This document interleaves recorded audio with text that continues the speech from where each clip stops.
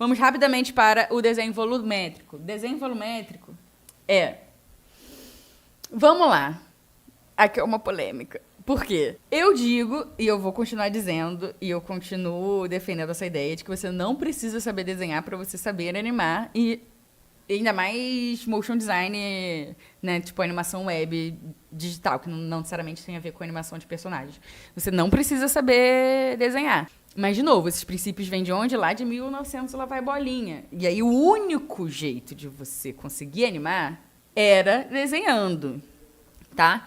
Então, tem essa afirmação bem forte aqui, ó. Você deve aprender a desenhar o melhor possível antes de começar a animar. Se eu estivesse lá em 1937 com ele, eu concordaria. O desenhista era um animador, isso era junto, isso era intrínseco. Hoje em dia não é mais. Então, eu posso receber o desenho de outra pessoa, posso receber paisagens de outras pessoas, ou eu posso pegar ativos online, até gratuitos, para eu conseguir complementar o meu trabalho.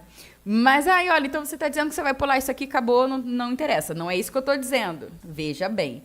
Eu ainda acho que é muito importante ter essa noção de desenho volumétrico, né, o Solid Drawing, porque é aqui que também se pega muita noção de espaço e principalmente aquele famoso espaço Z, né, que é na nossa arte 2D, na nossa animação 2D, a gente imagina apenas dois eixos. A gente tem o eixo X e o eixo Y, né? O eixo X horizontal, o eixo Y vertical, deitado e em pé. Quando a gente começa a falar de 3D, e quando a gente começa a falar em traduzir um espaço 3D, que é a nossa vida real, né? Porque na tela a gente só tem duas dimensões. Na vida real a gente tem profundidade, né? Então, como que você traduz essa profundidade sem ela existir? Com o desenho volumétrico. Quando você começa a entender como a dimensão Z e como você pensar em 3D para traduzir no papel o 2D, mesmo que você não vá fazer 3D, entende? Mesmo que, olha, eu não estou aqui para animar, não quero fazer 3D, quero fazer só 2D. Vai ser benéfico, vai ser frutífero você aprender a desenhar justamente pela noção de volume, né? De terceira dimensão.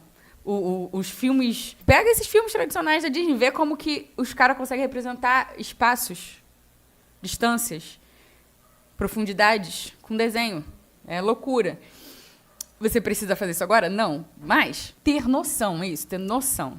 Então, ver uma teoria, fazer uns rabiscos até de vez em quando, mas não se botar...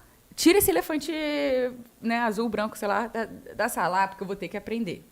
Não, você não vai precisar desenhar para ser a sua profissão, seja motion design animador. Mas será benéfico, tá?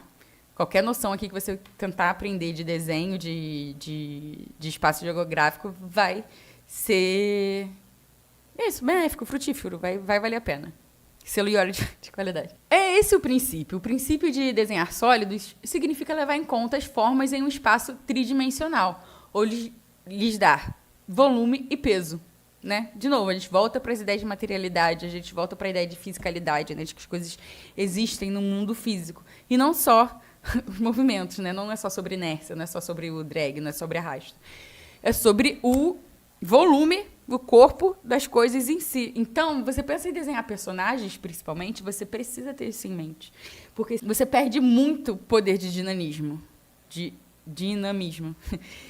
Se você não considera as três dimensões que a gente sempre enxerga. Então é isso, você transforma os desenhos em cor e movimento, dando aos personagens a ilusão de 3 e 4 dimensões. Isso aqui é interessantíssimo. De novo, os próprios animadores falaram disso. A terceira dimensão ainda é o espaço, né? Aquela geração Z. Aquela dimensão Z do 3D. E tem a quarta dimensão, que é o tempo. Que aí você consegue incorporar o movimento. O movimento só existe com o tempo, né? Não existe um desenho só.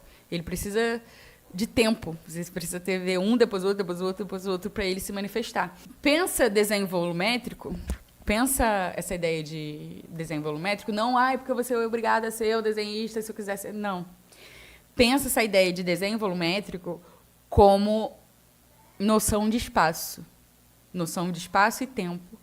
E como que essas coisas ali estão relacionadas, né? E aí, um truque, uma ideia desse conceito é evitar... Meu Deus, desenhos gêmeos. O que são desenhos gêmeos? Olha aqui para esse primeiro Mickey. Ele tá com as duas mãos. Ele tá com as duas mãos e com as duas pernas iguais, né? A mão aberta assim. Parece que ele tá como se fosse um espelho na metade do corpo, assim, né? Os dois lados se movimentando igual. Raramente também se movimentando seres humanos, pessoas, animais, tem esse tipo de simetria na movimentação. Ninguém se movimenta assim. Mas é o tipo de coisa que pode acabar acontecendo no seu desenho, mesmo de forma inconsciente, né? Você está tentando movimentar uma parte, e quando você vê, tá ali. Os próprios desenhistas falavam, caraca, eu tento desenhar, eu fico fugindo desses gêmeos e eles aparecem no meu desenho. Então, se você quer dar um dinamismo, ó, se a gente olha pro outro Mickey aqui, ó, ele faz até piadinha, o Mickey no chão aqui, ó, caído. Pá, ele fica com cara de cartaz, né? Enfim, esse negócio aí que fica parado nos lugares. Mas, se você bota uma pose assimétrica, ó, uma mão de um jeito, outra mão de outro, bumbum, né, um pouquinho mais para trás, o tronco mais para frente, dá profundidade, você dá volume para esse desenho. E o que eu estava falando dos animadores, né? Um desses animadores, o Warren Clements, ficava irritado a achar gêmeos em seus desenhos, mesmo se esforçando bastante para eles não acontecerem. Então, é algo que pode acontecer, mas, na ideia de desenho... Enfim, de novo, é algo para se ligar ao radar, mas não é algo para se... Ai, meu Deus, nunca vou conseguir ser animador se eu não conseguir dominar o desenho. Vamos... Calma. Vamos ficar calmos. Vamos lá. Esse é um exemplo ruim, um exemplo fraco de um desenho para animação, para a gente pensar em animar. Tenta imaginar esse desenho virando de lado. Como que ele vira? Como que ele é... Sabe? Qual que é o perfil dele? Tem as formas básicas, ok, né? A gente pensa em trabalhar com formas básicas, quadrados, círculos, blocadinho, mas como que ele se movimenta? Ele é um desenho numa folha de papel, mas ao invés de quadrado traz cubo, ao invés de círculo traz esse globo, a gente começa a entender outros tipos de linha-guia, como que um movimento aqui é possível, como que ele se realizaria naturalmente, né? A gente tem linha-guia, a gente tem, de novo, ao invés de 3 dimensões para se trabalhar. Esse é o nosso Solid Drawing. Deixa eu ver se eu tenho mais exemplos. E aqui eu trouxe, né, as artes conceituais das guerreiras de K-pop, só a título de curiosidade. É uma parte do processo que sempre acontece nos filmes, né, séries animadas. Você tem as artes conceituais primeiro e depois você parte para a animação. Um segundo conjunto aqui de artes conceituais.